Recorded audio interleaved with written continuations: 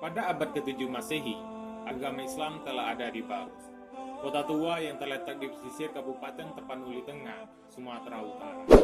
Barus menjadi pintu masuk agama Islam di Indonesia, jauh lebih tua dari sejarah Wali Songo, penyebar agama Islam di tanah Jawa pada abad ke-14 Masehi. Literatur sejarah banyak menyebutkan bahwa agama Islam di Indonesia pertama kali hadir di Barus. Hal ini dibuktikan dengan keberadaan makam tua di komplek pemakaman Mahligai, Barus pada abad ke-7 Masehi. Di batu nisannya tertulis Syekh Rukunuddin, wafat tahun 672 Masehi atau 48 Hijriah, menguatkan adanya komunitas Muslim pada masa itu. Barus merupakan tempat bersejarah dan saat ini menjadi salah satu tujuan wisata di Sumatera Utara. Sayangnya, masih banyak masyarakat yang belum mengenal Barus karena minimnya informasi mengenai kota tua tersebut. Padahal Barus banyak menyimpan benda-benda kuno bersejarah seperti perhiasan, mata uang dari emas dan perak, prasasti, dan perangkat arca. Selain itu terdapat makam para aulia dan ulama penebar agama Islam di Indonesia pada abad ke-7 silam. Di antaranya makam Papan Tinggi, makam Mahligai, makam Syekh Mahmud, makam Syekh Ibrahim Shah, makam Tuan Ambar, makam Tuan Syekh Badan Batu. Posisi Barus yang terletak di pinggir pantai barat Pulau Sumatera dan berhadapan langsung dengan lautan lepas Samudra Hindia membuatnya dikenal oleh dunia pada abad ke-7 Masehi. Apalagi berkat hasil hutannya, kemper, kemenyan, dan emas, Barus menjadi kota yang kerap dikunjungi banyak saudagar-saudagar di seluruh dunia. Nama Barus juga muncul dalam sejarah peradaban Melayu lewat Hamzah Al-Qansuri, penyair Sufi. Barus juga dikenal dengan nama Fancur, kemudian diubah ke dalam bahasa Arab menjadi Fansur. Dalam buku Barus 1000 tahun yang lalu yang ditulis oleh arkeolog Prancis, Claude Gaillot, dibantu beberapa penulis lainnya menyebutkan Barus termasuk dalam golongan kota-kota kuno yang terkenal di seluruh Asia sejak abad ke-6 Masehi. Di bab terakhir buku tersebut, ada sebuah tempat di perbukitan Barus yang oleh masyarakat setempat perlu mendapat perhatian khusus. Makam terpencil yang ditandai dengan 2 batu nisan vertikal dipercayai sebagai makam seorang wali. Makam Papan Tinggi yang memang berada di atas bukit setinggi 215 meter dari permukaan laut. Untuk menuju makam tersebut harus melewati 236 tangga.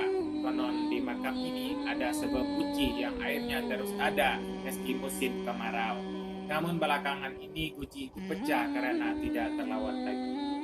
Jika mengulas sekilas sejarah kota tua Barus, Claude Gaillot menguraikannya dalam Logo Tua, Sejarah Awal Barus. Buku ini merupakan usaha memecahkan sejarah yang sudah dilakukan sejak 1,5 abad yang lalu, khususnya dalam bidang epigrafi dan pembahasan sumber-sumber tertulis. Namun penelitian mendalam di lapangan baru mulai dilakukan pada akhir tahun 1980-an atas usaha Pusat Penelitian Arkeologi Nasional. Kemudian pada tahun 1995, berkat persetujuan Profesor Dr. M. Ambari bersama École Francis de Orin, diluncurkan sebuah program penelitian arkeologi di Barus, khususnya di Logo Tua, di mana pernah ditemukan banyak benda-benda kuno. Memang banyak pertanyaan muncul berkaitan dengan sejarah kuno kota Barus, seperti kapan kotanya didirikan dan lokasi nama tempat Barus yang disebut di dalam beberapa sumber laut. Sedangkan pandangan lain menyebutkan bahwa Barus adalah pelabuhan tertua di Indonesia. Dalam karya geografi Ptolemaios tercatat 5 pulau yang dinamakan Barausai, nama yang dikaitkan dengan Barus oleh para ahli sejarah. Sejak abad ke-6 Masehi, Kampar sudah dikenal di berbagai kawasan, mulai dari negeri Cina hingga ke kawasan Laut Tengah.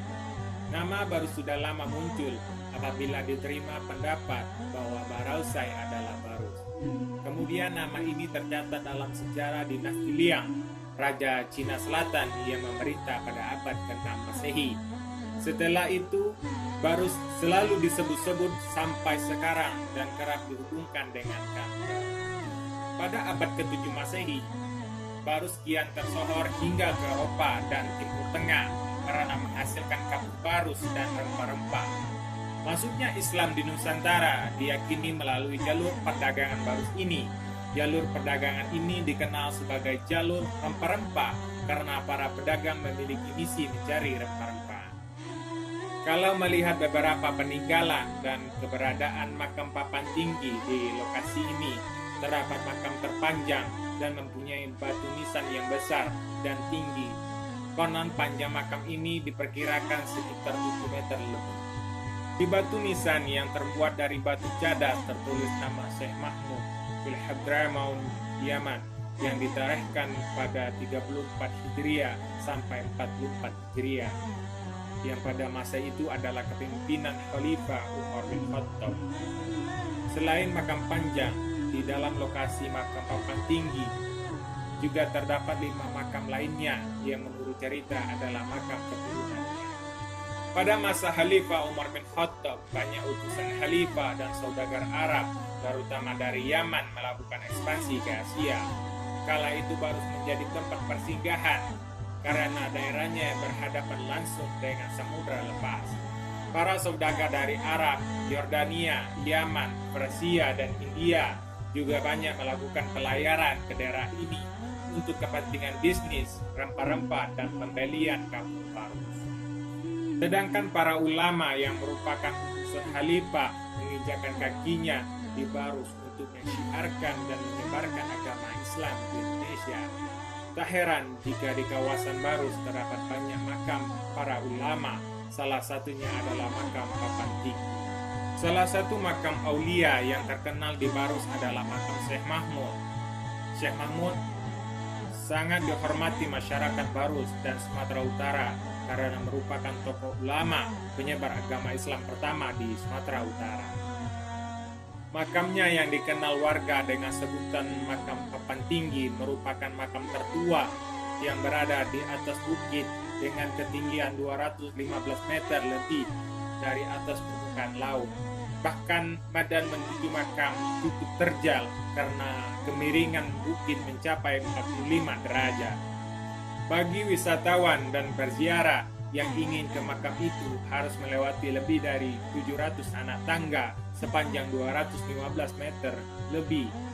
Banyak peziarah kaget dan tidak menyangka bahwa panjang makam Syekh Mahmud mencapai 7 meter lebih dengan batu nisan berwarna putih setinggi 1,5 meter berukirkan aksara Arab kuno. Bukti arkeologi ini menunjukkan bahwa Syekh Mahmud adalah seorang pendatang yang telah lama bermukim di Barus. Batu nisan makam Syekh Mahmud bukan batu biasa yang digunakan oleh penduduk Barus, melainkan sejenis batu yang didatangkan dari India. Selain makam papan tinggi, di Barus juga terdapat lebih dari 200 makam yang terletak di atas bukit Desa Daka, Kecamatan Barus. Makam ini disebut makam Mahligai dengan batu nisan yang besar dan kecil. Di lokasi ini terdapat salah satu makam tertua Syekh Rukunuddin, wafat tahun 672 Masehi atau 48 Hijriah pada abad ke-7 Masehi.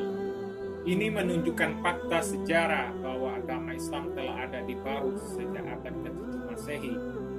Barus merupakan awal mula pintu masuknya agama Islam di Nusantara, jauh lebih tua dari era Wali Songo.